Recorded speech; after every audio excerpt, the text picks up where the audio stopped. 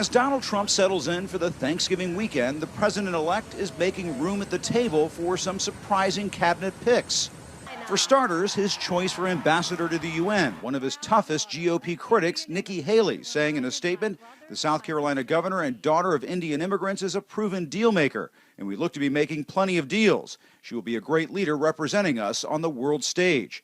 Explaining her decision to step down as governor, Haley said, when the president believes you have a major contribution to make to the welfare of our nation and to our nation's standing in the world, that is a calling that is important to heed. When a bully hits you, you hit that bully right back. Haley had a different calling in the primaries. When she was backing Marco Rubio, she attacked Trump as a race-baiting bully. I will not stop until we fight a man that chooses not to disavow the KKK. That is not a part of our party. That's not who we want as president. We will not allow that in our country. Trump punched right back. She's very, very weak on illegal immigration. You can't have that.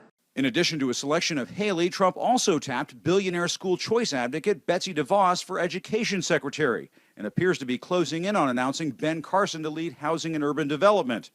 The DeVos pick is already angering some conservatives who are outraged over her alliance with Jeb Bush's push for Common Core standardized testing in schools. Though on her website, DeVos insists she opposes Common Core, something Trump repeatedly vowed to end.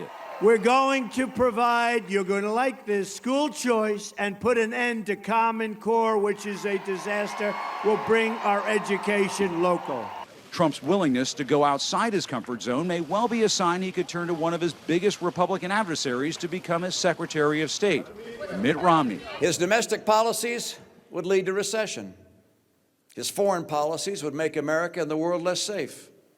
He has neither the temperament nor the judgment to be president. The potential move is enraging some of his core supporters. There's only one way that I think Mitt Romney could even be considered for a post like that, and that is that he goes to a microphone in a very public place and repudiates everything he said in that famous Salt Lake City speech. I can think of 20 other people who would be more naturally compatible with the Trump vision of foreign policy. Right. As Trump indicated to the New York Times, he's willing to listen to opposing views, as in the case of retired General James Mattis, a leading contender for defense secretary, who told the president-elect waterboarding doesn't work.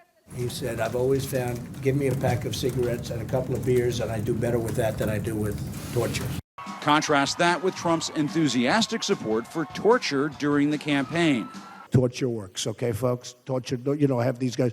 Torture doesn't work. Believe me, it works, okay? And waterboarding is your minor form. Some people say it's not actually torture,